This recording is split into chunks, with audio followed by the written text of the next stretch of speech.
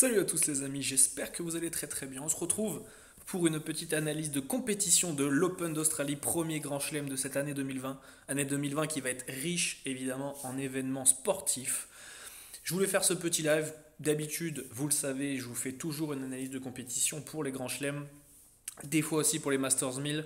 L'année dernière, en fin d'année, j'ai pas pu trop faire d'analyse de compétition sur les Masters 1000, mais j'en ai fait sur les grands chelems. Aujourd'hui, donc il y aura que l'ATP. Donc je vous ferai une première présentation de l'Open d'Australie, comment ça se passe, la surface, etc. etc. Vous ferai ensuite, je vous donnerai ensuite l'analyse des tableaux. Donc je vous dirai un peu au niveau des quarts de tableau qu'est-ce qu'il en est. Je vous ferai un bref avis sur les matchs du premier tour de ce qu'il en est, parce que les codes sont déjà sortis. Je vous fais ensuite, je répondrai à vos questions bien évidemment, et donc je ferai vos réponses si possible dans les meilleurs délais, et ensuite je vous donnerai le ou les vainqueurs potentiels que je vois, etc. Donc voilà, une assez grosse analyse. Hop, donc si vous voulez les amis, pour qu'il y ait du monde, etc., n'hésitez pas à partager ce live et tout si ça vous plaît. Pour le moment, je vais faire une petite présentation. Je vais déjà moi partager de mon côté la vidéo donc dans le Discord. Alors le Discord, c'est un réseau où vous pouvez retrouver toutes les informations par rapport à de nombreux sports. Donc ça peut être foot, tennis, basket, etc. etc. Donc n'hésitez pas si vous voulez retrouver ça. Et je vous donnerai le lien en description de la vidéo, les amis. Alors, hop, je vais partager ça donc dans le Discord. Ceux qui veulent le Discord, les amis, n'hésitez pas à le mettre en commentaire, comme ça je vous balancerai le lien. Moi, je vais balancer le live directement dessus. J'espère que vous allez bien. En tout cas, on se retrouve à Open d'Australie avec. C'est un peu particulier quand même comme Open d'Australie en vue des conditions météo. Bien évidemment, j'imagine que la plupart d'entre vous en ont entendu parler. Malheureusement, il en est ainsi. Mais voilà, on va essayer justement de voir qu'est-ce qu'il en est, la météo, etc., etc. Ensemble, on va voir ça. Alors, hop, je vais partager tout ça, les amis, et puis dès que c'est fait, on commencera réellement la vidéo. Hop.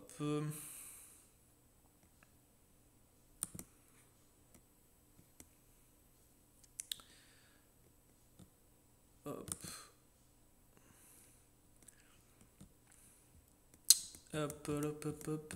Allez, on est parti. Donc, je vais partager ça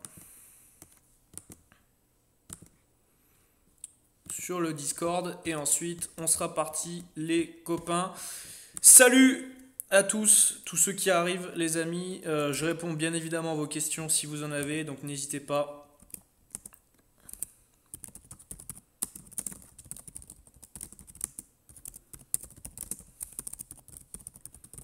Je réponds bien évidemment à toutes vos questions.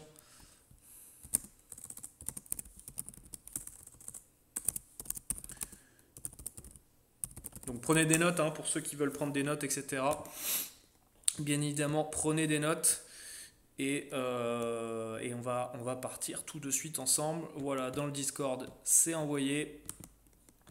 Et puis, de toute façon, il y aura une review qui sera disponible sur la chaîne YouTube Money Times-Tipster. Donc, voilà, si vous voulez partir, etc., n'hésitez pas à poser vos questions avant de partir. Et puis, puis si vous devez partir, on va dire très rapidement, je répondrai quand même. Et puis, vous pourrez revoir cette vidéo en replay. Mais évidemment, si je fais un live, c'est aussi pour vous répondre directement à vos questions.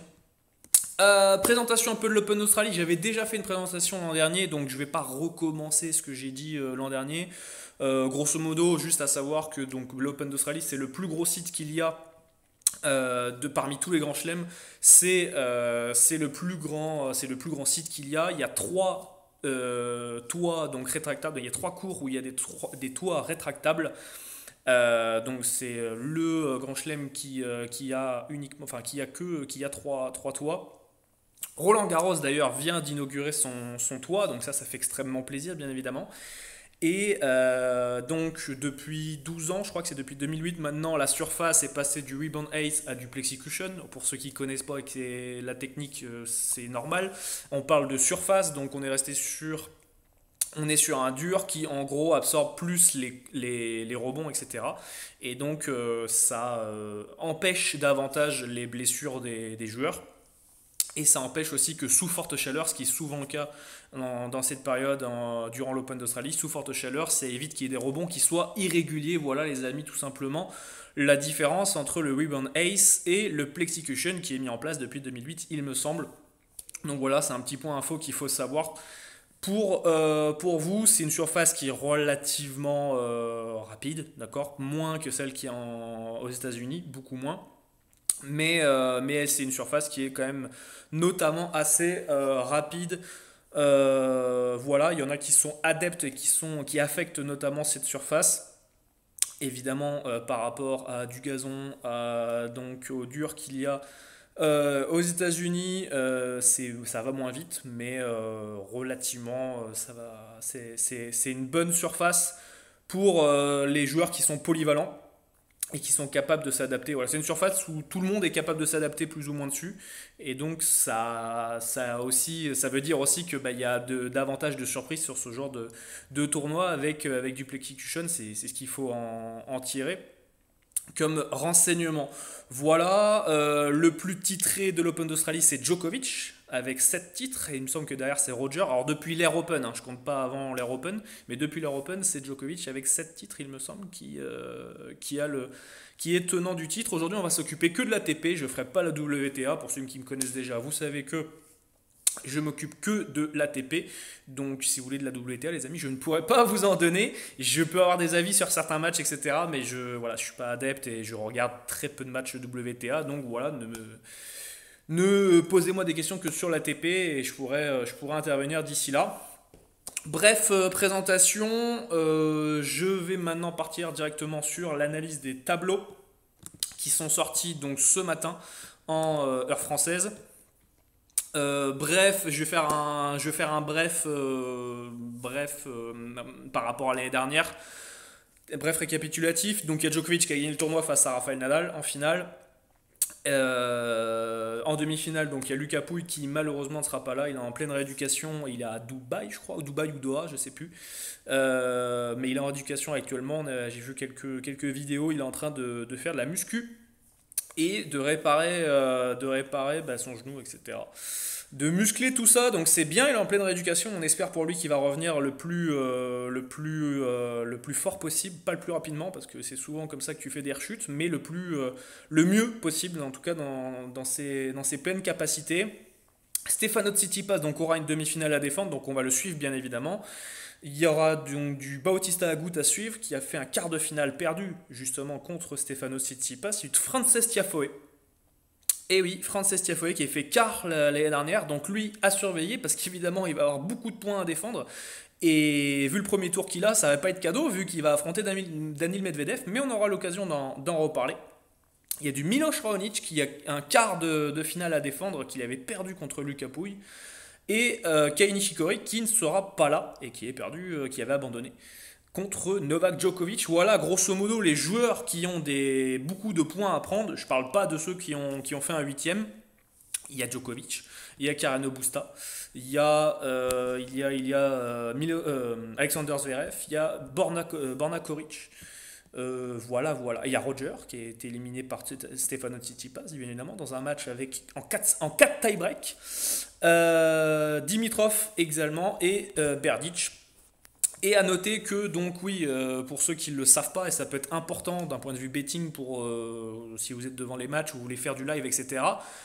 L'Open d'Australie, donc il y a un super tie-break à 6-6 et c'est celui qui atteint 10 points qui a gagné. Donc je vais le rappeler parce que c'est quand même important. Donc c'est un tournoi en 3 sets gagnants. Donc quand vous êtes au meilleur des 5 sets Et s'il y a 6 jeux partout, c'est le super tie-break qui commence et c'est celui qui arrive à avoir 10 points en premier qui gagne. Voilà, tout simplement. C'est comme ça que ça se passe à l'Open d'Australie. Il y a des formules différentes sur chaque grand chelem désormais. Donc c'est bien de le dire parce que ça peut vous servir au cas où vous suivez les matchs et vous vous dites putain, ça se passe comment le super tie-break, etc. Ben voilà, c'est comme ça que ça se passe à Melbourne, les amis.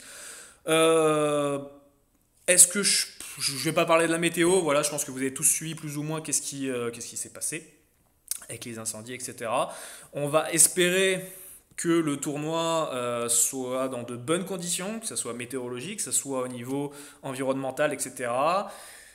J'ai plutôt posté quelques photos, etc. par rapport à ça. Je déplore l'organisation qui a pu être faite durant les qualifications. J'espère quand même que le tournoi principal, on va dire, sera plus raisonnable et qu'on va, voilà, on va croiser les doigts pour qu'on ait un tournoi sans problème de joueurs, voilà, que tout le monde soit en bonne santé et que ça se passe bien pour tous les joueurs, bien évidemment, qu'il n'y ait pas de malaise, etc. Voilà, ça serait dramatique qu'il se passe quelque chose, malheureusement. En tout cas, on n'espère pas du tout cela. Je vais vous faire une analyse des tableaux, les amis. Je vais récupérer ça. Bim bam boum. Alors, c'est parti. Donc, on va partir directement avec le quart numéro 1. Et donc, on va partir avec le quart numéro 1, qui est le quart de Rafael Nadal, top 1 mondial, qui affrontera donc Hugo Dellien. Je suis pas. Voilà. Premier tour assez simple pour Rafael Nadal. Rafael Nadal qui sort de la TP Cup, donc on va voir comment il est physiquement. Il avait l'air assez épuisé, fatigué, manque de sommeil, manque de récupération. Donc on va voir, là évidemment il n'a pas joué cette semaine, donc il aura eu le temps de récupérer. On va voir ce qu'il en est. Je pense qu'il il doit bien s'entraîner actuellement à l'heure où on parle. Et il sera prêt bien évidemment pour l'Open d'Australie. Donc il a une finale à défendre. Et pourquoi pas aller chercher un titre malgré que, et on va y venir, malgré une première partie de tableau qui est pas simple. De toute façon, voilà, il y a de la concurrence, on est sur un grand chelem, c'est normal. Ensuite, il y a donc on a quoi? Qu'est-ce il pourrait rencontrer? Donc soit Delbonis, soit Souza au second tour.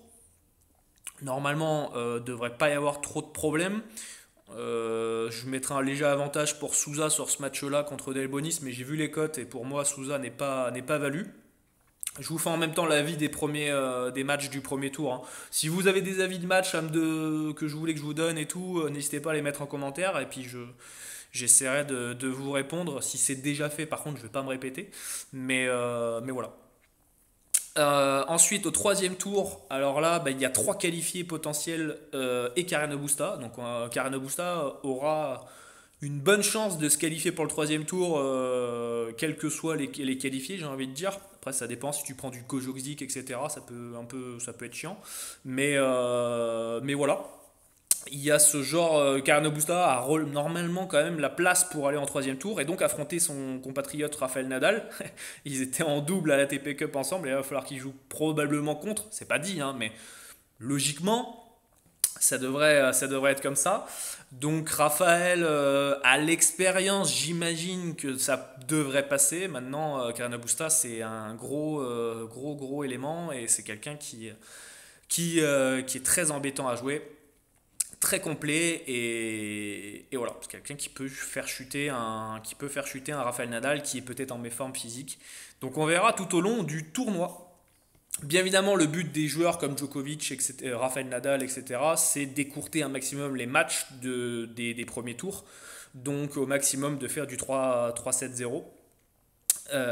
Voilà, donc on peut imaginer que Nadal fera 3-0 contre Dellien. Si c'est pas le cas, déjà il va passer plus de temps sur le court, etc. Voilà, au niveau de la récupération, c'est hyper important de passer moins de temps sur les courts pour ces joueurs-là, parce qu'on sait que ça se paye en quart, demi et finale derrière. Donc voilà, faut regarder et voir quel joueur a pris des sets un peu à droite, à gauche, etc. Il y en a toujours des outsiders ou des potentiels favoris qui perdent un set ou deux comme ça et à la fin ça peut compter parce qu'ils sont restés 1 heure ou 2 heures de plus que les collègues qui rencontrent en quart de finale. Voilà, dans la même partie de tableau, donc juste en dessous, on a du Kyrgios qui affrontera donc Lorenzo Sonego, l'italien. Normalement, il ne devrait pas y avoir trop de surprises, même s'il y en a beaucoup avec Nick Kyrgios. C'est un joueur un peu indescriptible et un peu imprévisible aussi. Donc voilà, mais par rapport au niveau qu'il a affiché et surtout au niveau de Sonego qui est pas un joueur très régulier, d'accord, Sonego n'est pas forcément sur sa surface de prédilection. On va espérer que Nick Kyrgios passe ce tour et derrière il affrontera très probablement il affrontera Pablo Cuevas ou Gilles Simon. Je mettrai un avantage pour le français, que ce soit historiquement. Il me semble que Gilou il gagne 3-0, je crois, contre Cuevas. J'ai regardé ça tout à l'heure. Je vais vous confirmer ça au mieux. Exactement, 3-0, il gagne en termes de confrontation Simon, donc on va espérer que Simon poursuive cette enchaîne, on va dire, cette historique contre Pablo Cuevas. Pablo Cuevas qui avait été éliminé au tournoi d'Adélaïde au deuxième tour après avoir battu Opelka en 3-7.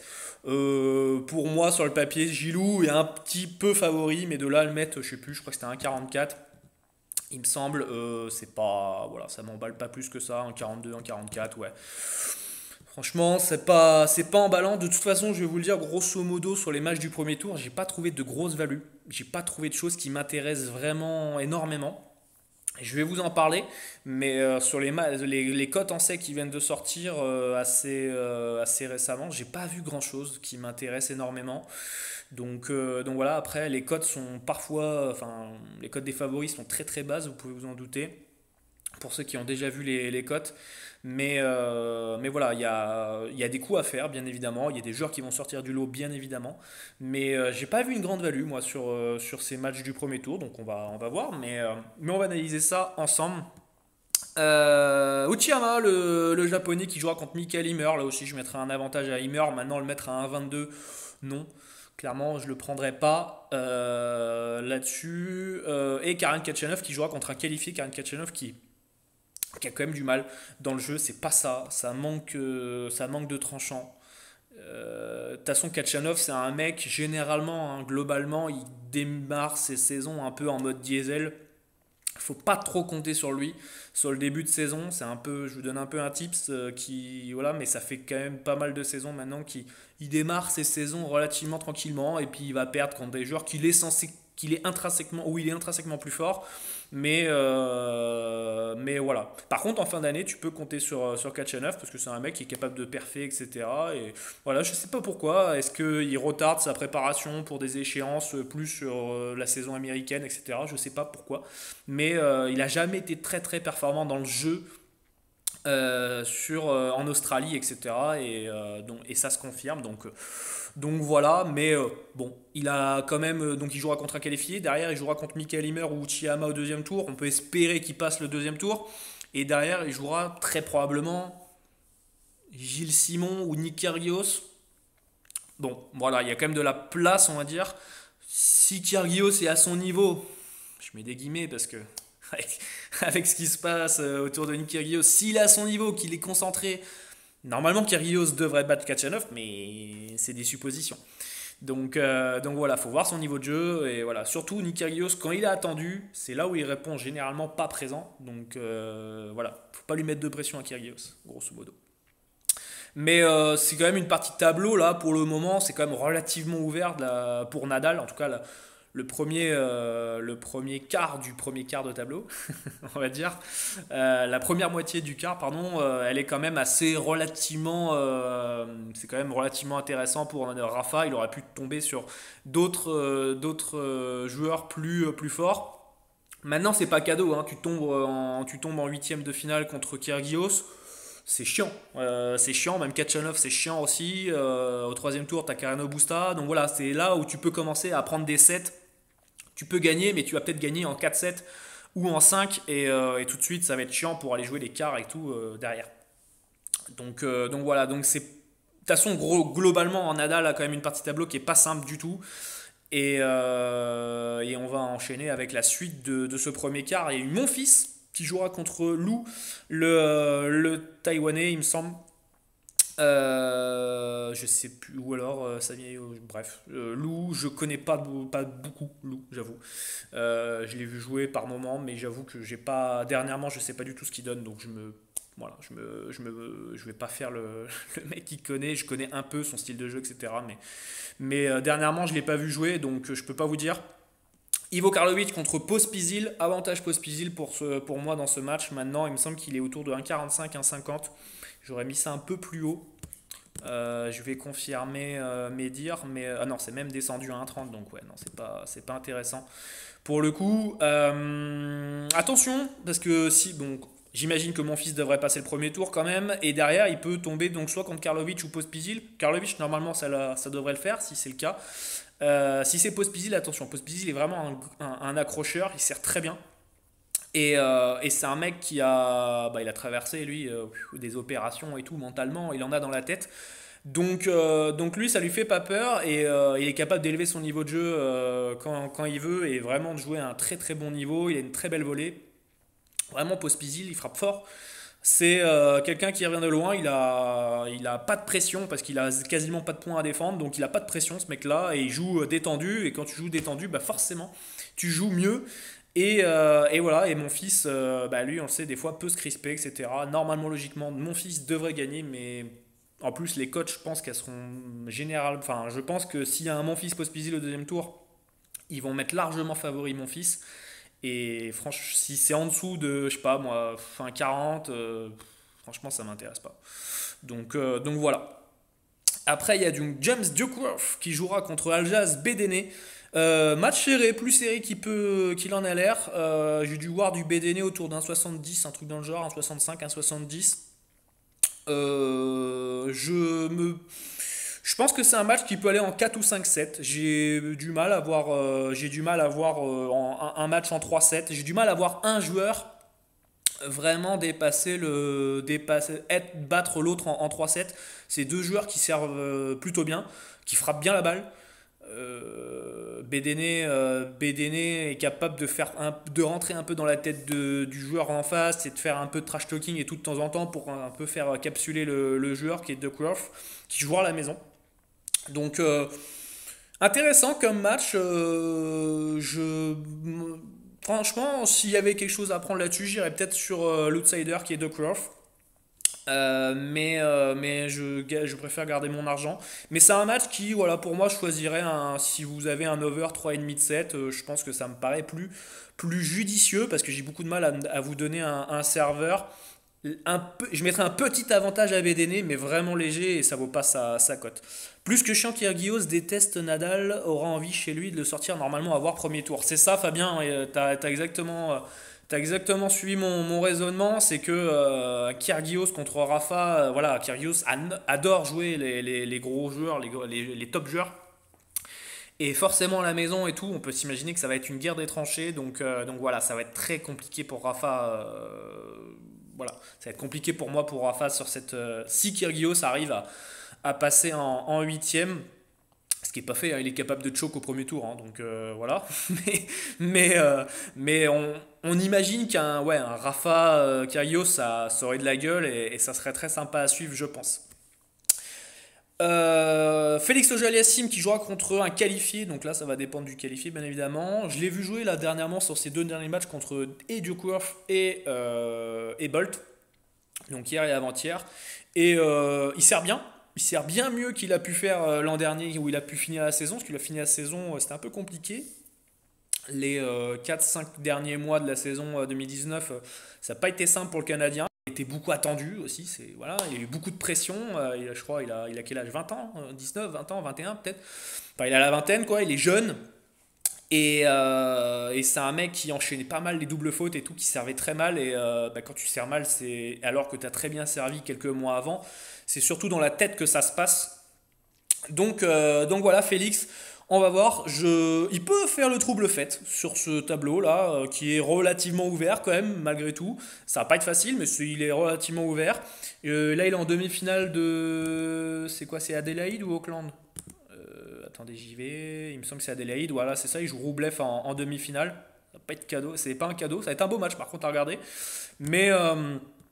Mais voilà, je pense sincèrement que Auger Aliassime s'il sert bien, il a la capacité et les moyens de créer une petite surprise, on va dire. Imaginons qu'il rencontre mon fils au troisième tour ou un Pospisil. Il peut passer, aller en huitième et derrière, en huitième, il aura du Tyler Fritz qui jouera contre un qualifié. Donc là c'est pareil, il faudra voir le qualifié. Kevin Anderson qui jouera contre un qualifié, c'est pas mal hein, Kevin Anderson. Il y a une partie de tableau là cette partie de tableau qui est quand même assez intéressante, assez homogène. Anderson, Fritz, c'est des bons serveurs, des mecs qui peuvent t'emmener loin dans des matchs à rallonge un peu. S'il fait chaud, faudra prendre en compte. Bolt qui jouera donc contre Ramos Vinolas. Ils ont mis Ramos Vinolas en favori. Je suis pas emballé. Je suis pas emballé. Ça va être un match de gaucher. Ça va être intéressant, mais Ramos Vinolas en Australie, ça n'a jamais été trop ça.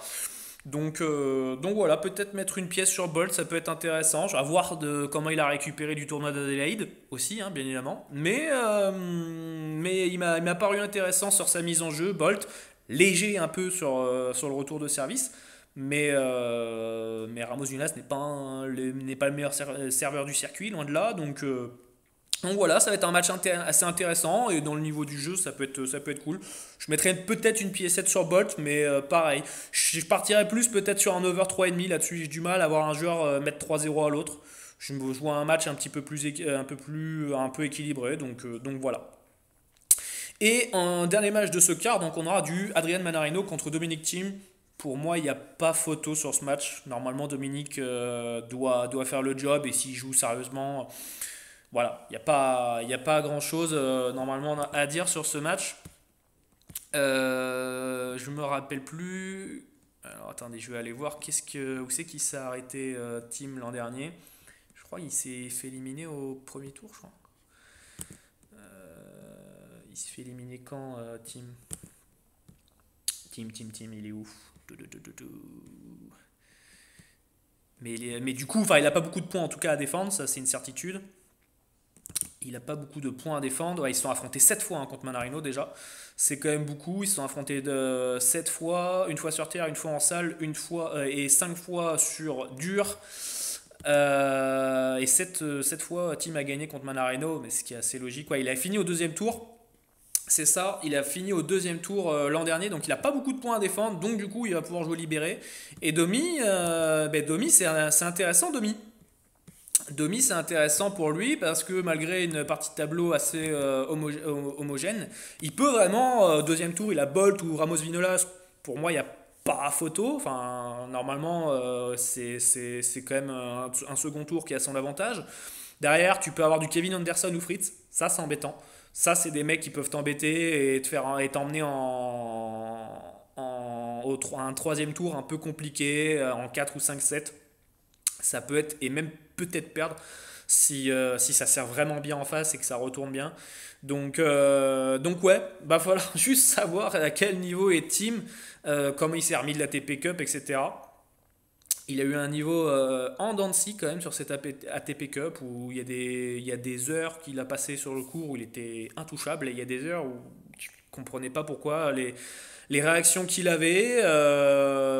Voilà, mais un excellent travailleur, Tim, un excellent bosseur qui charbonne tous les jours à l'entraînement et qui, je pense, à terme, bien évidemment, sera top 3 mondial. Il en est déjà pas très loin. Donc voilà, pour moi, top joueur, Tim, qui cette année peut aller chercher un tournoi du Grand Chelem.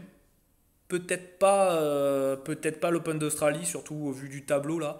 Ça m'a l'air un peu compromis, mais il est capable. Il l'a dans les jambes, il est capable, mais ça va pas être. Voilà, il a un tableau qui est relativement à sa portée, mais il a de grands serveurs. Anderson, Fritz, Auger-Aliassime, bon, Karlovic, admettons, mais voilà, il a des gros serveurs qu'il peut potentiellement affronter, donc voilà, il faudra voir contre les gros serveurs. Il est généralement bien, les gros serveurs, donc les grands serveurs en tout cas. Voilà, sur cette partie de tableau là, c'est très compliqué de vous déterminer comment ça va se terminer l'écart, mais si Kyrgios, c'est vraiment le bas qui blesse là-dessus parce qu'il est capable de sortir Rafa en huitième. Donc s'il sort Rafa en huitième, derrière ça ouvre quand même l'autre partie de tableau, bien évidemment. Mais je pense que Thiem a sa place, intrinsèquement parlant, hein, je parle, il a sa place quand même, malgré tout. Je pense qu'on peut retrouver Thiem en quart avec, allez, Kyrgios en quart. Mais Rafa Kyrgios, c'est très compliqué. Faut voir avant ce qui s'est passé, si les matchs ont été à rallonge, etc. Les conditions de jeu et tout. Là comme ça, voilà, c'est des prédictions un peu dans le vent, donc c'est pour ça que j'aime pas trop faire ça. Mais voilà les amis. Donc ça c'était le premier quart. On va enchaîner sur le deuxième quart de tableau. Donc le quart de tableau de Daniil Medvedev qui jouera contre Frances Tiafoe. Donc Frances Tiafoe qui a un quart à défendre et ça. Eh ben, ça peut peser dans la balance parce que quand tu regardes les cotes, je crois que c'est du 1,12 il me semble, Daniil Medvedev. Sur le papier et en ce moment, hein, vu de l'état de forme de Daniil et surtout de Tiafoe, qui n'est pas sensationnel sur ces derniers mois, vous vous dites, bah Daniil, je le mets dans un combiné et puis let's go, ça va passer. Et bien très sincèrement, attention. Ça peut être un premier tour piège pour Medvedev. Et très sincèrement, peut y avoir un match en 4-7, 4, peut-être 5-7. Tiafoe est un joueur accrocheur qui joue beaucoup sur sa puissance. Alors il a un revers qui est très particulier. Un peu comme Medvedev d'ailleurs, qui ont des revers un peu particuliers. Tu sais pas où ça va, tu sais pas où ça va partir. Il le cache plutôt bien. Le problème de Tiafoe, c'est qu'il arrose un peu beaucoup parfois. C'est-à-dire qu'il y a des fois où quand il va capsuler, il va pouvoir faire 10 fautes directes en l'espace de 3-4 jeux de rang. Donc voilà, c'est des fois un peu embêtant. Pour lui, son jeu est développé, enchaîné, quoi. Mais Tiafoe peut vraiment embêter Daniil Medvedev. Et pour moi, Daniil a un 12. C'est clairement, je le prends jamais. Je le prends pas du tout. Maintenant, je dis pas que Medvedev va gagner, mais un 12, ça vaut pas, quoi. Donc voilà, sachant que Tiafoe a quand même un quart à défendre. Voilà, les amis. On aura derrière au deuxième tour, on a Dominique Kopfer ou un qualifié. Donc là, je pourrais pas vous dire qui que ce soit, mais par contre, voilà, on peut s'imaginer que si Tiafoe ou Medvedev sort, en fonction du qualifié, il y aura un deuxième tour qui sera à leur portée normalement. Derrière, Hugo Gaston qui sera là contre Raume Mounard. Mounard qui n'est pas forcément sur sa surface de prédilection. Donc on va voir ce que Hugo est capable de faire. Il peut aller l'embêter. Mounard n'a pas forcément paru très bien sur ce que j'ai pu voir en ce début de saison. Mais il peut l'embêter. Ça peut aller en 4-7 ce match. Voilà, à voir. À voir le niveau d'Hugo. Mais petit voilà, jeune français qui a des moyens. Maintenant, intrinsèquement parlant, ça va être compliqué. Mais s'il se met pas trop de pression et qu'il joue libéré, pourquoi pas? Peut-être pas gagner, mais aller chercher un set, ça peut être intéressant. Popirine qui jouera contre Joe Wilfried Tsonga, deux gros serveurs, ça va cogner fort sur ce match. Ça va s'envoyer des grosses patates, clairement. Si vous aimez la puissance et que vous aimez quand ça envoie des gros brins, bah là je pense qu'il va y en avoir pas mal des brins. En retour de service, au service, etc. Ça va être un match puissant. Ils ont mis Joe bien trop favori à mon goût. Bien trop favori à mon goût, je trouve. Et Popirine a ses chances, il joue à la maison, il joue crânement sa chance, Popirine. Il manque d'expérience. Il arrose un peu trop par moment, mais pareil, un peu comme Tiafoe. Mais c'est un jeune que moi j'aime beaucoup, Popirine, et qu'il a une marge de progression. Ça se sent dans son jeu, il a vraiment une grosse marge de progression. Il a des manques de concentration parfois. Mais voilà.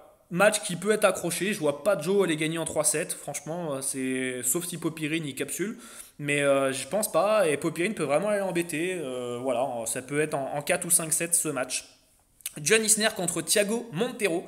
Monteiro qui est pas forcément sur sa surface de prédilection. John Isner est en demi-finale d'Auckland, il jouera contre Hugo Humbert. Donc ça va être intéressant de voir ce qu'il en est pour John. Lui, c'est sa condition physique. Forcément, c'est sa condition physique. On a vu qu'il a eu un match très accroché là contre. Enfin, moi, je l'ai vu en tout cas contre Edmund. Il a fait un match très accroché contre Edmund. Il gagne en 2-7, en 2 tie-break, pardon. Mais il a évité, enfin, il a eu pas mal de balles de break contre lui et tout. Il les a sauvés, hein, donc voilà, tant mieux pour lui. Mais je crois qu'il en a eu 7 ou 8, je crois, balles de break à sauver. Il jouera contre Montero, qui est un joueur qui, c'est un terrien, hein. C'est un terrien qui essaye de remettre toutes les balles et de faire en sorte que tu fasses la faute de trop. Malgré tout, je pense qu'intrinsèquement, Isner, avec l'expérience sur cette surface-là, je pense qu'il a l'avantage. J'ai pu le voir à 1,38, 1,40, un truc dans le genre de mémoire. Bon, je suis pas emballé. Je suis pas emballé à 1,40, clairement. Voilà, faudra voir son niveau de jeu sur la demi-finale, etc. En plus, voilà, il y aura ça aussi, le fait qu'il y a de la relance, enfin, il y aura le rythme à récupérer. Et la récupération sera quand même assez importante pour John d'un point de vue physique. Donc voilà, donc je me positionnerai pas, pour moi. Isner n'est pas intéressant à prendre si vous voulez prendre dans un combiné.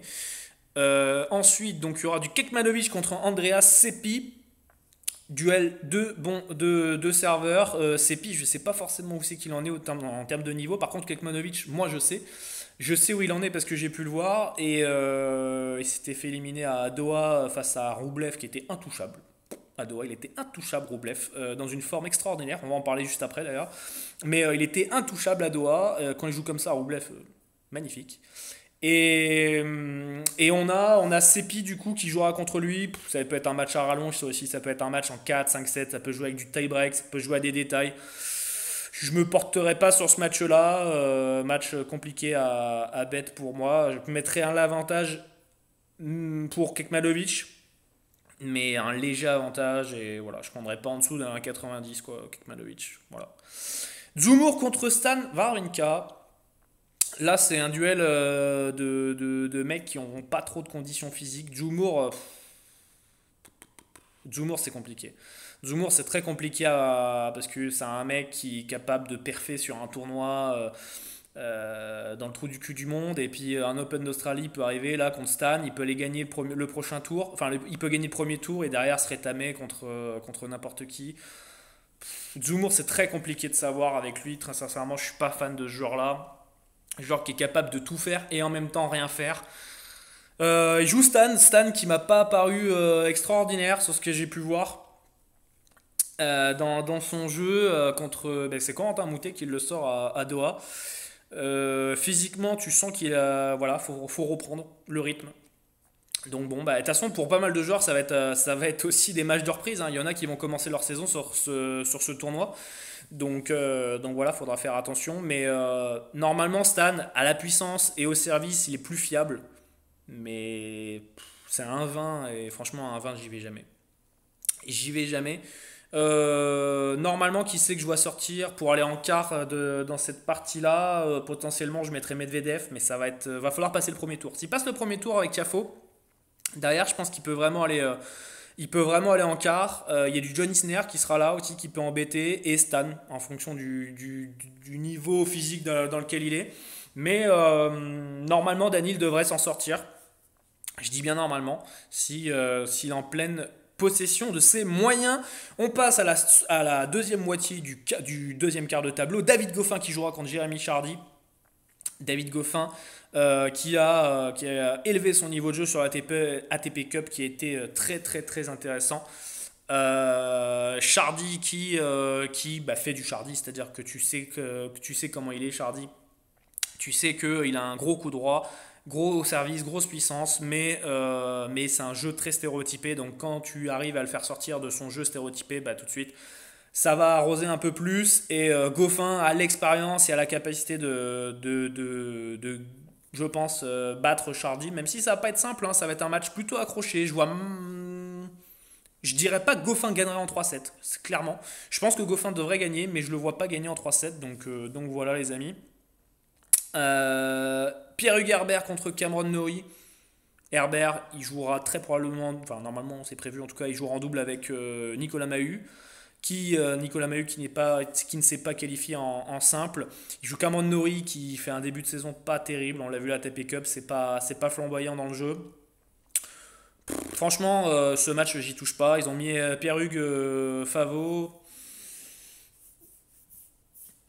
Sincèrement, j'aurais mis des cotes un peu plus resserrées, moi. Donc, bon, voilà, peut-être que la value se porte sur Cameron Norrie. Mais je suis pas emballé.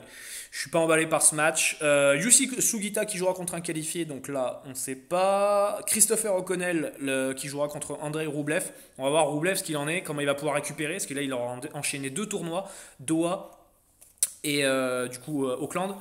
Auckland ou Adélaïde Auckland ou Adélaïde, je sais. Non, Adélaïde du coup. Donc on va voir parce qu'il aura enchaîné deux tournois. Là, il va falloir qu'il enchaîne avec l'Open d'Australie. Garçon, ça va un peu physiquement, ça va être un peu compliqué quand même pour perfer sur ce tournoi-là, je l'espère, hein, mais il a un niveau de jeu par contre en ce moment qui est hallucinant, il est intouchable. À Doha, il était intouchable, et là sur Adélaïde, il est très très bon encore. Il jouera O'Connell, bon, normalement, premier tour relativement à sa portée. S'il joue au niveau auquel il est actuellement, voilà. Ça devrait passer. Si on en suit la logique et que c'est Goffin-Roublev au troisième tour, je mettrai un avantage à Roublev, mais ça va dépendre surtout de sa condition physique et c'est ça que j'ai bien peur. Mais voilà. Cette partie de tableau-là est quand même plutôt cool. Plutôt cool, là je vais en parler tout à l'heure de Zverev, mais il est là, il jouera contre Cecchinato, normalement premier tour assez facile, mais on sait que Zverev dans les moments où on l'attend et dans les grands chelems, eh ben, ça te choque. Là il a quoi? Il a un huitième à défendre? Je crois, ouais c'est ça, il a un huitième parce qu'il avait perdu contre Raonic l'an dernier, donc il a un huitième à défendre, ça fait des points, mais c'est pas énormément de points non plus, c'est-à-dire qu'il ne va pas dégringoler au tableau s'il est éliminé au premier tour. Normalement, il devrait gagner contre Cecchinato, qui est vraiment en manque de rythme et qui n'est pas du tout sur sa surface de prédilection. Il jouera derrière en deuxième tour Casper Ruud ou Gerasimov. Deux bons serveurs. Ruud est vachement favori sur ce tournoi parce qu'il a fait des bonnes prestations à la TP Cup. Par contre, je ne le mettrai pas gagnant aussi facilement malgré tout. Même si techniquement il est, je pense, meilleur que Gerasimov. Attention, Gerasimov, ça frappe fort. Et sur un malentendu, ça peut passer. Petite pièce sur Gerasimov, voilà, ça peut se mériter. Je, voilà, mais j'ai pas vu Gerasimov cette année. J'ai que des images de lui par rapport à ce qui s'est passé l'an dernier. Donc voilà, je préfère pour l'instant ne pas me positionner là-dessus. Mais pour moi, le deuxième tour pour Zverev, s'il passe le premier, j'ose imaginer que oui. Normalement, le deuxième tour est à sa portée. Et derrière, il aurait donc soit Verdasco, soit un qualifié. Donc ça, on verra. Verdasco qui joue, enfin à Doha, qui a joué à un niveau de jeu qui était assez important, assez haut. Donc intéressant. Et Basilashvili qui jouera contre le Coréen Kwon. Pas fait hein, pour Basilashvili vu le niveau qu'il affiche depuis le début de saison. Je dirais même que Kwon est vraiment assez intéressant pour moi et ça peut se tenter. Mais voilà, pour moi, je vois un huitième Zverev Roublev et allez, Zverev, parce que je crois en lui, hein, à chaque fois je crois, mais j'y crois, mais non. Je crois en lui à faire une bonne performance en Grand Chelem, mais j'espère que cette année ça va être la bonne. L'an dernier, il a eu tous les soucis du monde, entre les problèmes familiaux, des problèmes dans son tennis pour le coup, des problèmes voilà, familiaux, etc. Bref, ça a été très compliqué pour lui. J'espère que cette année, voilà, il va être bien. On a vu qu'à la TP Cup, il est un peu retombé dans ses retranchements. Donc voilà, ça me fait de la peine pour ce joueur-là parce qu'il a un potentiel extraordinaire, ça se voit, ça pue, il pue le tennis ce mec, ça se voit qu'il a un potentiel de ouf, mais je sais pas, mentalement il a un gros problème, il a un souci, clairement, et voilà, j'espère que là il va pas de choc et qu'il va être concentré et j'espère pour lui qu'il va faire un bon tournoi et essayer d'enlever cette mauvaise je sais pas cette mauvais mood là qu'il a et qui des fois le fait qu'il a des sauts de concentration. Mais normalement, intrinsèquement, je mettrais Zverev aller en huitième contre Roublev et dans la partie un peu au-dessus, je mettrais un Medvedev contre Isner. Isner, l'expérience peut-être. Voilà, mais partie de tableau relativement équilibrée. Si Medvedev est en forme, il peut vraiment rafler tout le monde et il peut mettre 3-7 à tout le monde. Donc Medvedev, qui est dans la même partie de tableau du coup que Rafa et Tim. Intéressant pour les demi à prévoir. Mais Medvedev, si voilà, il peut vraiment aller en finale. Pour moi, s'il joue comme il a pu jouer sur ces derniers mois, etc. Pour moi, Daniil a de bonnes chances d'aller en finale. Voilà, je sais pas parce que Zverev, bah, il a toujours ce choc qu'il fait en grand chelem, donc c'est difficile de se positionner avec lui. Roublev, je pense qu'il va être un peu court, à un moment donné physiquement, il va être calmé. Euh, Medvedev, pour moi, a vraiment de bonnes chances d'aller en finale. Si derrière Rafa commence à faire pas mal de matchs à rallonge, il peut perdre aussi contre Kyrgios. Et derrière, si en quart de finale, s'il y a un Kyrgios-Medvedev, je mettrais probablement un Daniil peut-être en avantage, enfin en avantage favori. Pareil, hein, mentalement, Daniil aussi il peut aussi capsuler, hein, c'est une vraie boule de nerfs ce mec. Donc il peut capsuler, quand même plus fiable hein, que Kyrgios. En même temps, c'est compliqué de faire pire. Mais voilà. Voilà pour cette première partie de tableau et ces deux premiers quarts de tableau du coup. On va aller directement donc sur le troisième quart de tableau. N'hésitez pas hein, si vous avez des questions sur cette première partie de tableau, etc. Voilà, n'hésitez pas surtout. Moi, je suis là pour répondre à vos questions, bien évidemment. Hop, si vous avez des questions sur les matchs de premier tour que j'ai pas fait, etc. La vidéo, alors je l'ai dit hein, au début, mais la vidéo sera en replay sur la chaîne YouTube, donc monetiatams.tipster, pardon. Donc n'hésitez pas. Si vous n'avez pas le temps de rester en live, bah, vous pouvez aller sur le replay qui sera disponible dans quelques minutes, heure. Voilà. On part sur le troisième quart de tableau avec Matteo Berrettini qui sera contre Andrew Harris. Matteo Berrettini, on ne sait pas où il en est. Il n'a pas fait la TP Cup. Donc on ne sait pas réellement où il en est, tennistiquement parlant. On ne l'a pas vu de la saison. Donc lui, voilà, ça va être son tournoi de reprise. Pas grand chose à jouer hein, sur ce tournoi. Il me semble qu'il n'a pas de points à défendre. Alors attendez, je vais y aller pour voir. Mais il me semble qu'il n'a pas beaucoup de points à défendre. Berrettini.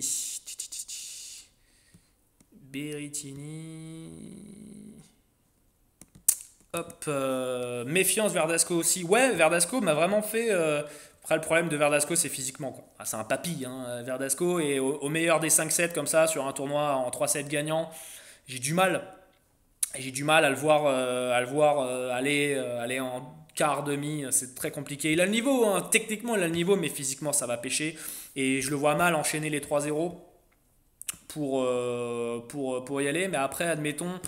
Alors attends, si on reprend, hop, on reprend le deuxième quart de tableau. Donc Verdasco jouerait un qualifié. Derrière, il jouerait Basilashvili ou Kwon et il est capable de battre l'un ou l'autre. S'il joue contre Basilashvili, ça va frapper fort, hein, par contre. Clairement. Et derrière, il peut jouer Zverev au troisième tour. Et Zverev, on le connaît, il peut totalement de choc hein, contre un joueur comme Verdasco qui va varier le jeu, qui va l'emmener au filet, etc. Donc, clairement, Verdasco a son petit coup à jouer. Mais voilà, sur un format au meilleur des 5-7 comme ça, j'ai un peu de mal. J'ai un peu de mal à lui faire confiance pour le coup. Voilà. Berrettini, alors je partais sur Berrettini. Berrettini, il a fait quoi l'an dernier? Il a fait premier tour l'an dernier. Et il avait fait premier tour aussi en 2018. Donc voilà, donc lui, bah, il n'a pas de référence sur ce tournoi-là. Il jouera Andrew Harris, un mec à domicile. Bon, Andrew Harris, moi je le connais un peu, j'ai pu voir un peu son jeu. Alors c'est pas Lloyd Harris hein, qui va jouer en demi-finale à Auckland, c'est pas le même. C'est Andrew Harris. Donc, et c'est moins, hein, parce que Lloyd Harris, il est sud-africain, donc c'est pas tout à fait pareil quand même. Mais voilà, bah, Théo, normalement, il est censé le battre. Maintenant, je sais pas du tout où est-ce qu'il en est statistiquement, même dans sa tête. Il y a une affaire, pour ceux qui n'ont pas suivi, il y a une affaire de joueur qui est dans le top 30 et qui aurait un peu traficoté avec les mafieux, etc., pour truquer des matchs, etc. Enfin bref, une affaire pas terrible pour le tennis. Et Matteo Berrettini, en gros, il y a une enquête qui a été faite par des journalistes et il fait partie en fait de cette liste, de cette shortlist avec Per Basilashvili, il y a Schwartzmann et lui qui font partie de cette shortlist parce qu'en fait il y avait des critères, c'est-à-dire qu'il y avait un joueur qui faisait partie, donc c'était un joueur qui faisait partie du top 30 qui avait gagné 3 tournois en 2019 je crois. Et en fait, moi j'avais regardé et j'avais déterminé donc une shortlist qui était donc Schwartzmann, Per, Basilashvili et Berrettini. Donc est-ce que Berrettini dans le coup, on ne sait pas. Beaucoup disaient Basilashvili parce qu'en fait il y avait des contacts avec je sais plus, c'était pas des Géorgiens justement, mais c'était à côté de la Géorgie. Donc voilà, donc beaucoup de monde se sont dit bah, c'est Basilashvili l'escroc, mais ça peut être Berrettini, on l'a pas vu, du coup on sait pas du tout où est-ce qu'il en est, donc faudra regarder d'un œil quand même ce match-là pour voir son niveau de jeu, comment il est ce que ça l'a impacté, si c'est vraiment lui, on sait pas si c'est lui, mais voilà, moi je sais que Basilashvili par exemple joue pas du tout au même niveau que l'année dernière. Est-ce que c'est Basilashvili du coup on saura plus tard ou peut-être jamais. Mais voilà, Berrettini pour moi a un coup à jouer sur cette partie de tableau parce que s'il a une partie de tableau qui est relativement ouverte, on va le voir. Tennis Sandgren qui jouera contre un qualifié, donc là on verra. Carbales Baena contre Berankis, deux joueurs qui pour moi normalement c'est très compliqué. Berankis c'est pas forcément sur sa surface de prédilection. Carbales Baena c'est un pur terrien donc lui il y est pas. Je mettrai un léger avantage pour Berankis mais je suis pas emballé. Berankis sert un peu mieux que Baena et dans le retour de service c'est un peu meilleur mais voilà je suis pas emballé à prendre. Je crois que j'ai vu du 1,75, 1,80, c'est pas voilà, ça m'intéresse pas trop. Il y aura du Swam Kouré qui sera contre Borna Koric. Très beau match, ça va être très intéressant de voir l'américain. Le problème de l'américain, c'est physiquement aussi. Sur les premiers tours, ça peut faire le job. Par contre, derrière, pour aller perfer et pour aller en faire un huitième ou un quart, j'ai beaucoup de mal. Même s'il a une partie de tableau qui est relativement à son avantage. Hein. Pour moi, Kouré, il est capable d'aller battre Koric, clairement. Koric est très instable. On l'a vu, quand il a élevé son niveau de jeu contre Team à l'ATP Cup, il avait été très très très très fort. Et il s'est écroulé à un moment donné. Alors, est-ce que c'est physique, est-ce que c'est mental? Voilà, je pense que c'était physique, il manquait. Mais voilà, si physiquement il est bien, Koric, c'est un mec qui peut surprendre. Il est sur une surface qu'il affectionne, on va dire. C'est pas sa surface préférée, mais il affectionne cette surface-là. Et derrière, donc au deuxième tour, il aurait du Berankis ou Carbales Baena, on peut imaginer qu'il passe. Et au troisième tour, potentiellement, il aurait du Matteo Berrettini. C'est possible. Franchement, peut-être cette petite partie de tableau-là, tout est possible. Mais Kouré à sa place aussi, il faudra pas le voilà, très belle mimine hein, Kouré. Après voilà, physiquement tu sais que c'est compliqué et que ça va pas faire le job très longtemps. Mais voilà, joueur très chiant à jouer et toujours un joueur que t'as pas envie d'avoir au premier tour en fait. Guido Pella qui jouera contre l'Australien John Patrick Smith. Normalement pour Guido ça devrait passer, même si Smith a des armes.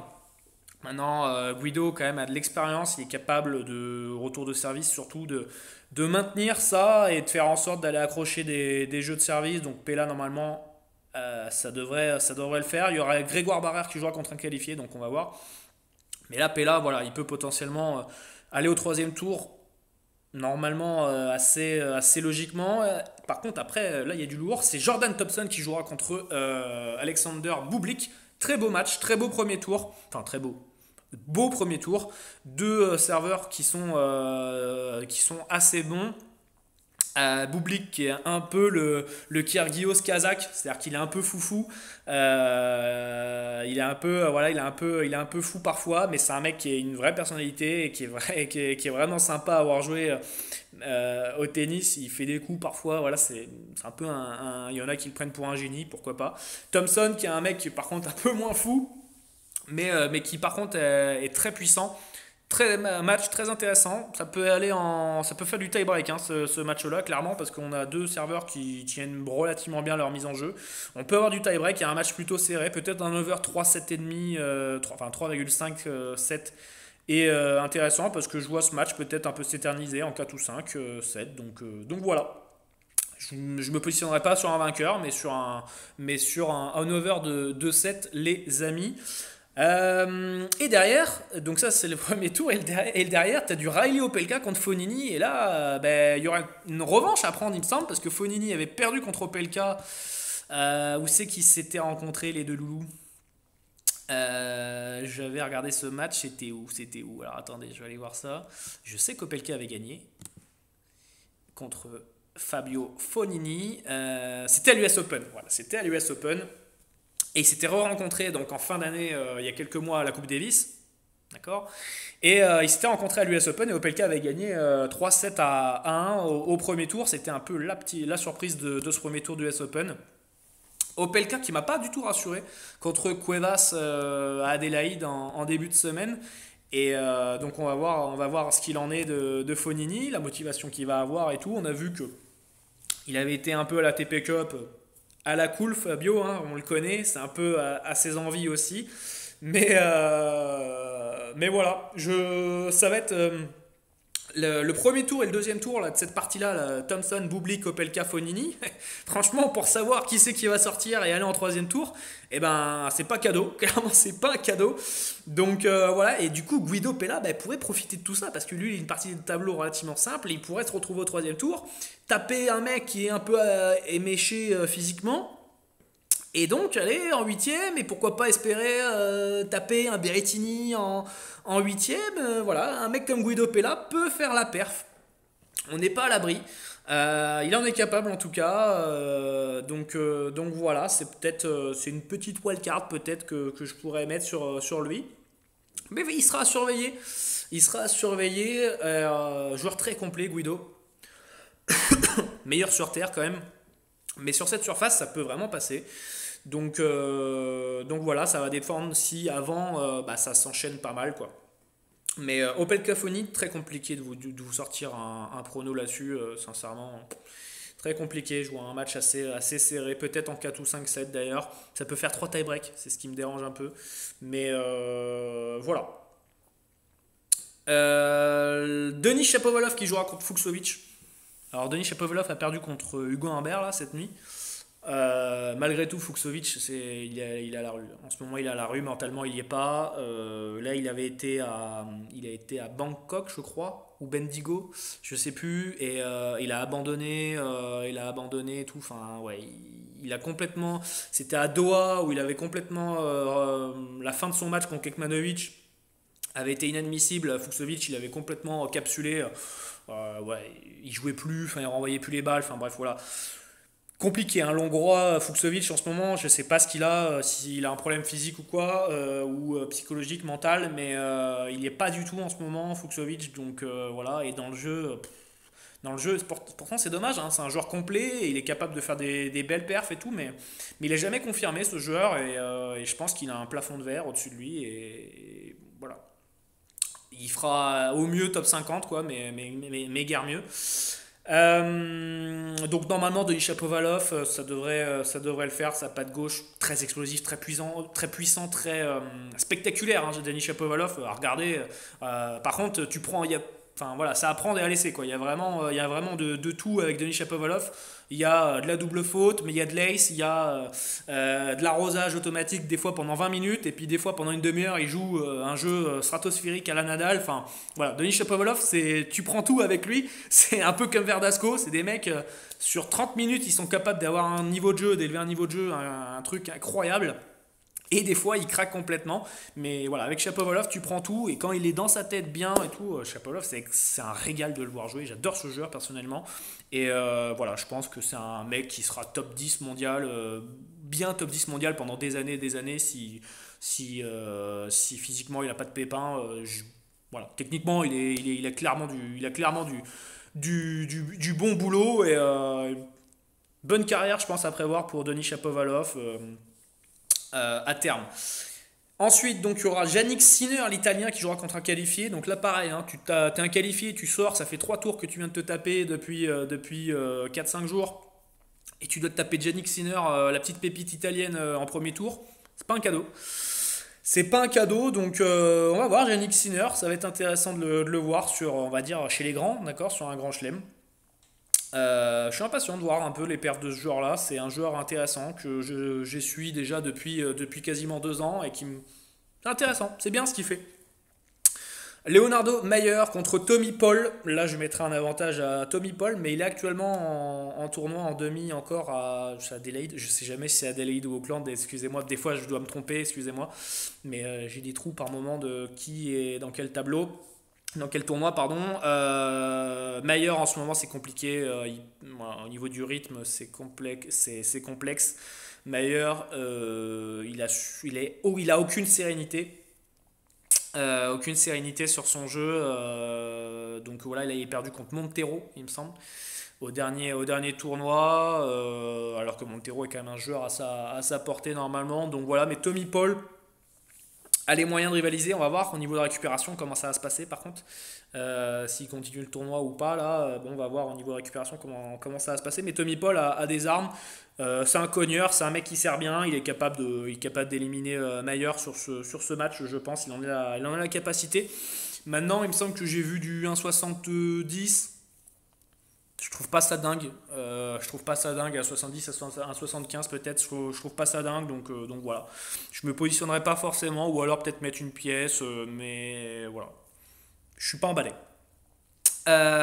Et donc il jouera, enfin le vainqueur de ce match jouera donc soit Ignacio Londero ou Grigor Dimitrov. Dimitrov qui a vraiment eu un bon niveau de jeu sur la ATP Cup, qui a porté cette équipe bulgare comme il a pu.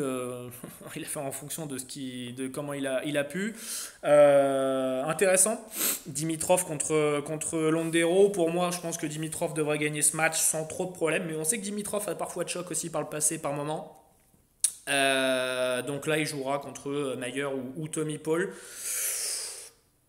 Dimitrov a les moyens d'aller en troisième tour, donc normalement contre Shapovalov, si la logique est présente. Et Dimitrov Shapovalov, eh ben, là les amis, ça va être un très joli match. Et si c'est le cas, ben, je vous invite à vraiment regarder ce match parce que ça va être un très joli match. Du mal à parier dessus par contre, mais ça va être vraiment intéressant. Dimitrov il a son coup à jouer, hein. Il a son coup à jouer, Dimitrov, sur ce genre de tournoi-là, qui, dans le même genre un peu que Guido Pella, c'est un mec qui voilà, peut aller en huitième quart sur ce genre de tournoi, parce que c'est relativement ouvert. Même si en huitième, il y aura du monde. On y vient tout de suite, il y a Hubert Hurkacz, le Polonais, qui fait un très bon tournoi à Auckland. Il jouera contre un qualifié. Donc lui, on va voir, mais il est en très bonne forme en ce moment. Il joue vraiment bien, il sert bien. Clairement, Hurkacz, c'est un joueur que je suis depuis un an, 2 ans aussi. Et c'est propre, hein, c'est très très propre ce qu'il fait Hurkacz. Donc voilà. Il jouera contre Millman ou Humbert. Match, Humbert joue encore à Adélaïde. Et il jouera contre Millman. Millman qui est aussi qui joue encore aussi, qui jouera contre Benoît Paire cette nuit. Donc deux joueurs qui, au niveau de la récupération, ça va être compliqué. Et c'est pour ça que les cotes sont serrées également. Donc là, on a 3 joueurs qui sont encore en lice dans des tournois de cette semaine là.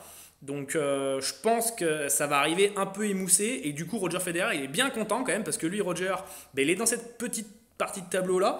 Et donc il aura Steve Johnson qui est lui aussi en cours. Lui, il a Bangkok, lui, je crois. Bangkok ou Bendigo, je sais plus. Il me semble qu'il est à Bangkok, Johnson. Il jouera contre Vavassuri, l'Italien. Et hop, alors, attendez. Et on aura donc Krajinovic qui jouera contre un qualifié. Alors Krajinovic, c'est pareil, hein. Lui, pour ça, il a rarement du rythme dans ses matchs. Et lui, c'est un mec. Il peut complètement passer à travers sur un set, revenir à un niveau de jeu extraordinaire, enfin un très bon niveau de jeu, et puis complètement pareil disparaître le set d'après. C'est très compliqué sur un match en 5-7 comme ça, où il a des sauts de concentration et tout. Vous pouvez passer par beaucoup d'émotions avec ce mec là. Donc ouais, Krajinovic, c'est vraiment pas une assurance. Donc on va voir contre quel qualifié il va tomber. Mais Roger, normalement, a quand même une partie de tableau.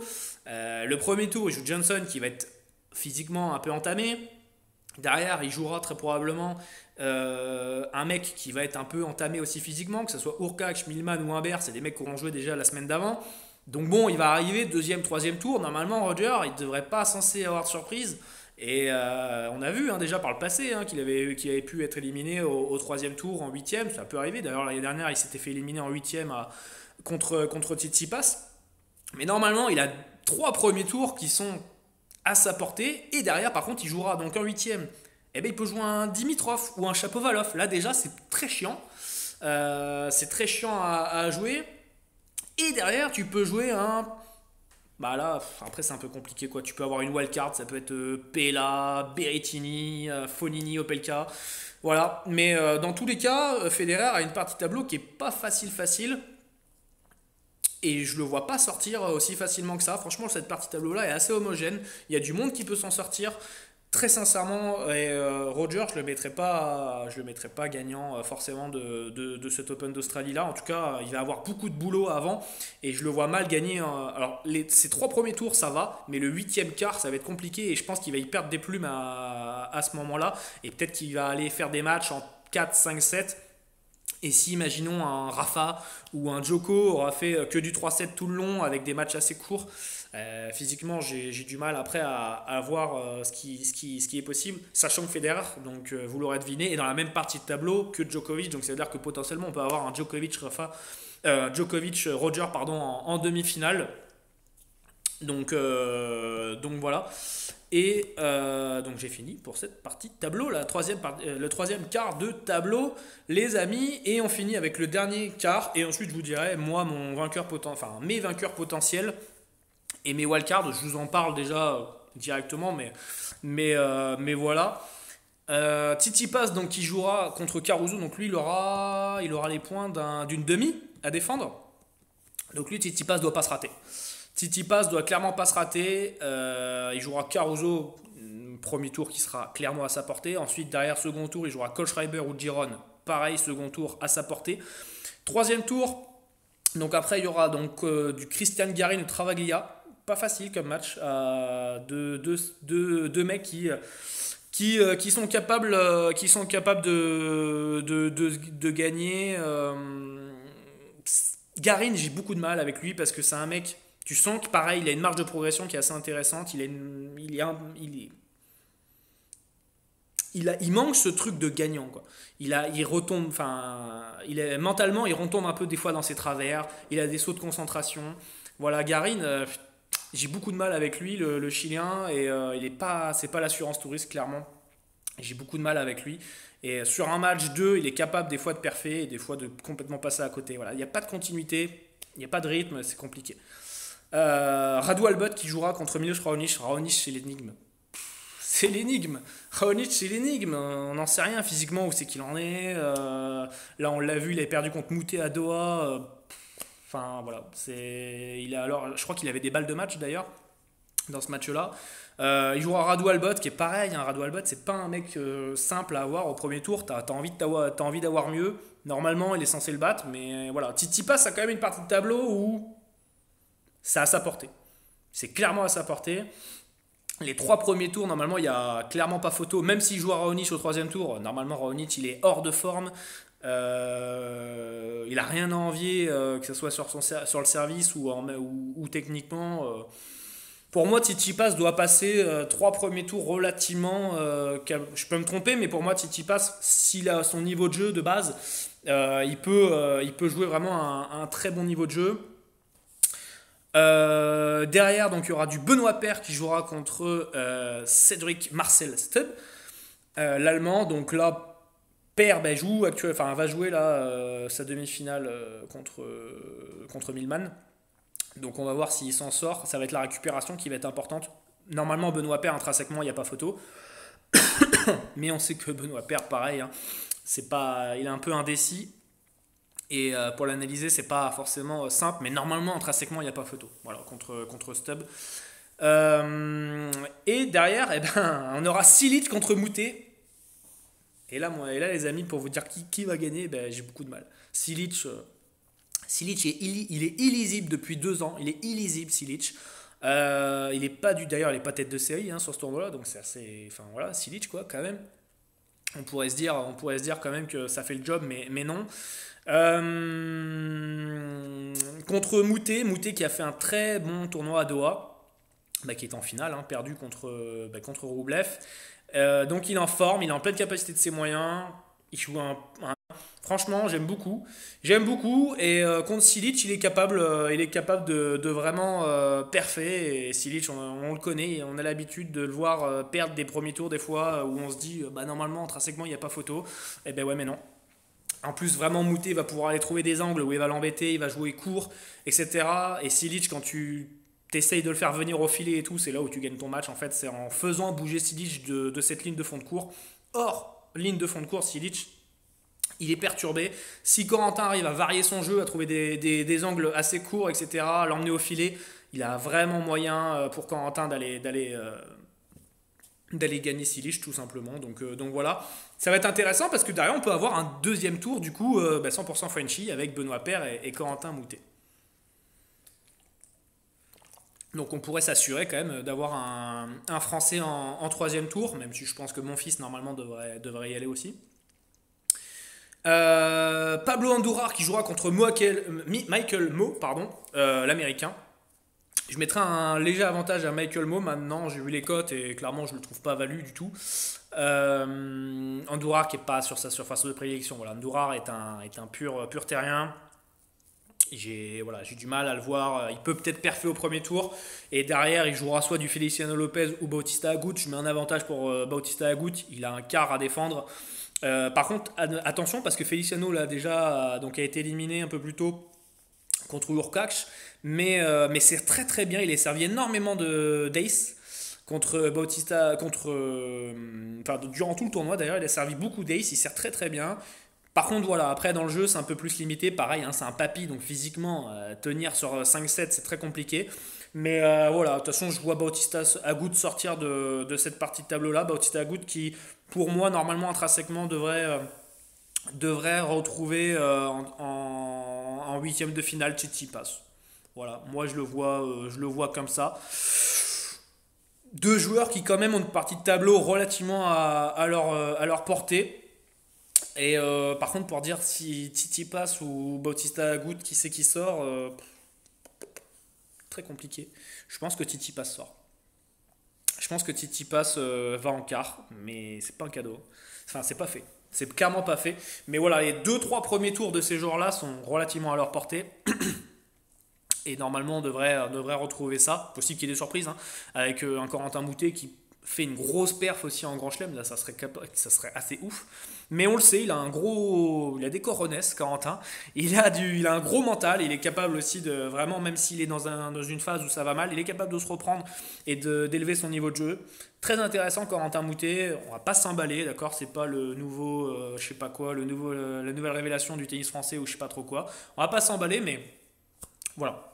Corentin Moutet à suivre. Faut pas s'enflammer avec lui et j'espère que les médias vont pas s'enflammer s'il fait des bonnes perfs dans les tournois à venir. Dernière moitié de ce quart de tableau, donc Diego Schwartzmann qui jouera contre Lloyd Harris. Donc on retrouve le Harris que j'ai parlé tout à l'heure, mais celui-là c'est le Sud-Africain, qui lui jouera donc contre Tommy Paul en demi-finale là cette nuit. Donc on va voir aussi au niveau de la récupération. Normalement, du coup, Diego Schwartzmann devrait profiter de ça et devrait s'imposer contre Lloyd Harris. Est-ce qu'il a des points à défendre, Schwartzmann? Il a été éliminé en quoi? Troisième tour, lui? L'an dernier? Ouais, c'est ça, troisième tour. Troisième tour, il a jamais fait mieux que 16e de finale, ok. C'est bien ce qui me semblait. Donc ouais, Diego qui normalement devrait passer contre Lloyd Harris avec la fatigue accumulée de Lloyd Harris. Il a fait la TP Cup, là il fait le tournoi cette semaine, donc je pense que Schwartzmann aura de la récupération et devrait s'imposer. On a du Davidovich Fokina qui jouera contre un qualifié. Ça va être intéressant de voir contre quel qualifié il va tomber. Parce que Davidovich Fokina, il a une mimine, ce joueur, il a vraiment une mimine, il a une marge de progression aussi, lui, qui est hyper intéressante. Mais par contre, mentalement, c'est un, c'est un vilain, il est capable de faire, c'est un loulou, il est capable de faire des choses qui sont pas très, on va dire, très classiques au tennis, d'accord? Voilà, je l'ai vu des fois où il a simulé des blessures et tout pour prendre des thermos médicales et tout. Enfin bref, voilà. On parle de ce genre de joueur qui est capable d'être un peu filou pour essayer de gagner du temps, récupérer ou calmer à un moment où il est un peu en moins bien. Donc voilà, c'est ce type de joueur-là. Bon, après, voilà, hein, il joue avec les règles et il a le droit, on va te dire, mais voilà, c'est intéressant de voir Davidovic Fokina, qui est un joueur espagnol qui est tout à fait correct. Je le vois mal, par contre, aller gagner. Si Diego Schwartzmann enfin, arrive à battre Laudaris au premier tour, je le vois mal gagner au deuxième tour contre Schwartzmann malgré tout. En fond de cours, Diego Schwartzmann, ça tient trop la balle. Et c'est un super contreur. Et voilà. Pour moi, ça devrait pas le faire. Il y aura ensuite donc, du Mark Polmans, qui est un Australien également. Il y en a beaucoup d'Australiens d'ailleurs. Pas mal de wildcards d'Australiens qui jouera contre Mikhail Kukushkin, le Kazakh. Euh, Avantage Kukushkin sur ce match à l'expérience. Maintenant, Paulman, ça a une mimine aussi assez intéressant. C'est un joueur, je pense qu'on devrait en entendre un petit peu parler un peu à l'avenir. On va voir ce qu'il fait, s'il arrive à perfer là. Mais voilà, faut toujours se méfier des joueurs à domicile, bien évidemment, vous l'aurez compris, sur ce genre de tournoi-là. Mais Kukushkin, je l'aurais pas mis autant favo. Enfin, moi, en tant qu'investisseur, je l'aurais pas, voilà, je le prendrais pas Kukushkin, clairement. Je le trouve bien trop bas par rapport à ce que Paulman est capable de faire. On peut avoir un match en 4-5-7. Voilà, on peut avoir un match un peu plus accroché que les books veulent nous le laisser croire. En tout cas, j'en serais pas surpris. Et on aura du Kyle Moon contre Dusan Lajovic. Qu'est-ce que Lajovic va faire sur ce tournoi-là après avoir fait un ATP Cup assez extraordinaire? Écoutez, écoutez, compliqué à dire parce que moi je l'ai rarement vu avec un niveau de jeu aussi élevé. Tout ce qu'il frappait, il frappait dans tous les sens et tout ce qu'il entreprenait était rentré dedans. Donc quand un joueur est comme ça, il est dans la zone, autant dans la zone, bon bah c'est compliqué du coup de jouer contre lui. Il a battu des mecs quand même assez importants. Je pense que voilà, clairement, la Serbie, beaucoup de monde ne la voyait pas forcément gagner la TP Cup. Bah, quand tu regardes, tu te dis Djokovic, Lajovic. Bon, Djokovic, ok, mais Lajovic, ça devrait perdre. Pas mal de matchs, c'était pas forcément sa surface de prédilection, c'est quand même plus un terrien, Lajovic. Mais voilà, donc là, bah, on va retourner sur un format un peu plus standard. C'est pas un format avec des équipes, donc c'est un format en simple, grand chelem.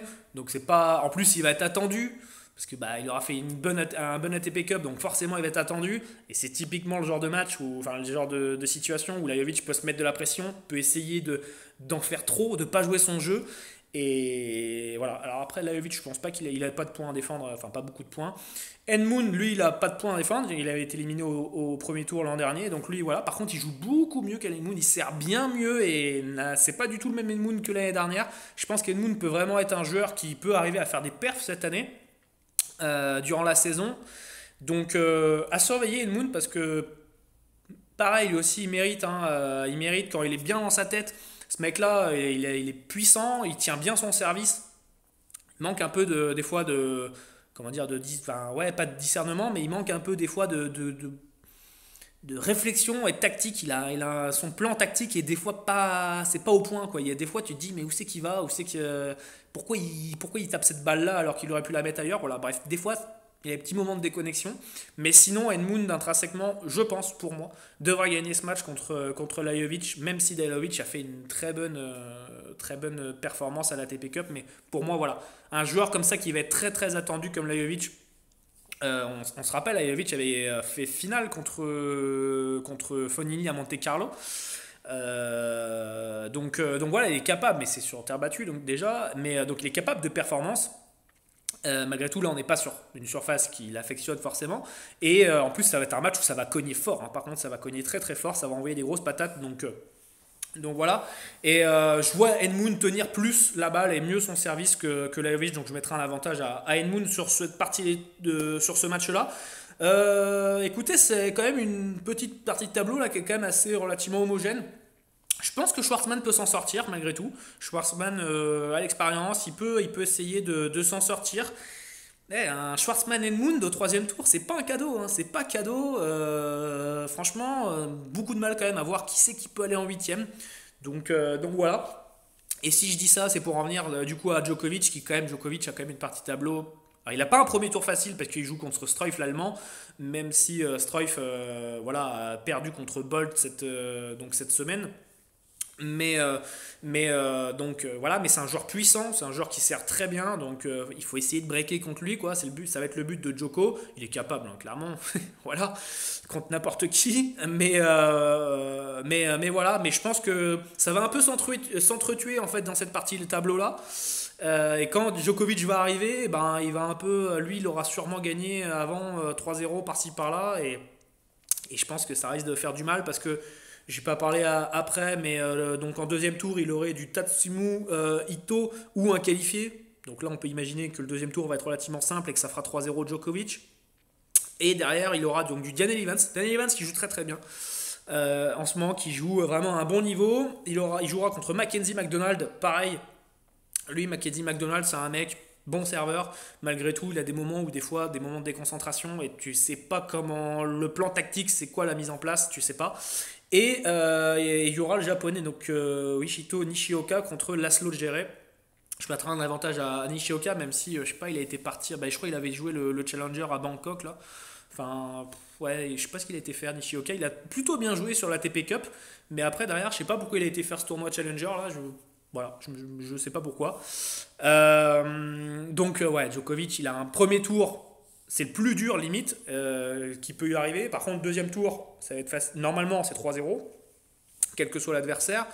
Et le troisième tour, il devrait potentiellement jouer Nishioka ou Daniel Evans.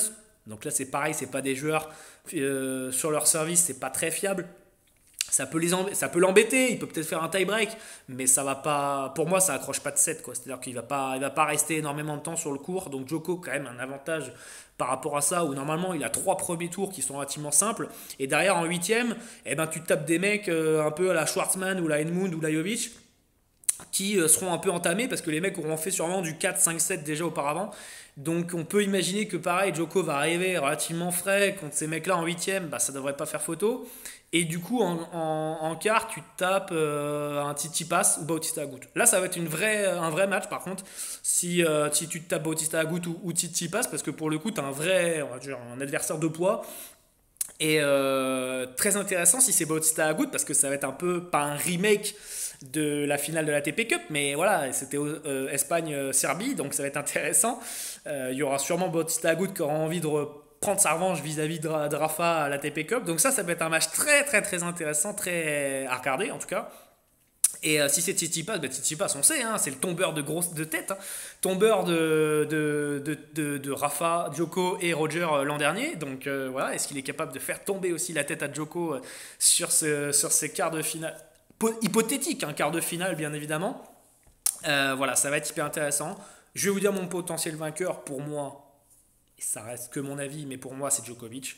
Alors c'est pas une surprise, hein, d'accord, il est pas valu à l'heure où je vous parle. Voilà, pour moi c'est l'hypothétique vainqueur de ce tournoi-là. Il a des premiers tours qui sont relativement simples pour moi. Et par rapport à d'autres comme Roger qui lui peut aller s'aventurer dans du 4, 5, 7, je me méfie de Tsitsipas beaucoup. Je me méfie beaucoup de Tsitsipas, je me méfie beaucoup de Medvedev. Ça a sonné chez moi. Vous l'avez entendu. Mais ils attendront, les gens, c'est pas grave. Il y a du Medvedev aussi que je ferai vraiment attention. Kyrgios peut être une wildcard, mais voilà, j'ai beaucoup de mal avec ce genre de joueur. Zverev, j'ai beaucoup de mal aussi à y croire, en tout cas à espérer d'aller en demi. Voilà, pour moi un peu, je vous ai fait ma présentation par rapport à ce tournoi-là, je vous fais les analyses de tableau, je vous ai donné mes avis par rapport au premier match, vous en faites absolument ce que vous voulez les amis. J'espère que ça vous a plu, cette vidéo, donc ce live sera en replay. Je vais essayer de vous mettre ça assez prochainement là sur la chaîne YouTube, donc Money Times-Tipster. Et puis, n'hésitez pas à venir nous voir en privé si vous avez des questions par rapport à des matchs et tout. On se fera évidemment un plaisir de vous répondre, bien évidemment. Voilà les amis, si vous n'avez pas de questions, n'hésitez pas. Si vous n'avez pas de questions, bah écoutez, je vais arrêter ce live. Et si vous en avez, c'est juste après, les amis. Ceux qui m'ont posé des questions, notre site est actuellement en maintenance. On est en train d'en faire un nouveau, en fait, un nouveau site. Donc voilà, pour tous ceux qui me posent des questions, oui, le site, etc., il en est où? C'est juste que le site n'est actuellement, il est en maintenance. Donc voilà, on a eu des petits problèmes techniques et on est en train d'en refaire un autre. Donc le temps que ça, voilà, on est dans tout ça. Donc ça prend du temps, ça prend de l'énergie. Et voilà les amis, mais soyez patients, il y a un nouveau site qui va arriver. Merci en tout cas à tous et à toutes d'avoir suivi ce live. Et puis je vous dis à la prochaine les amis. Ciao ciao.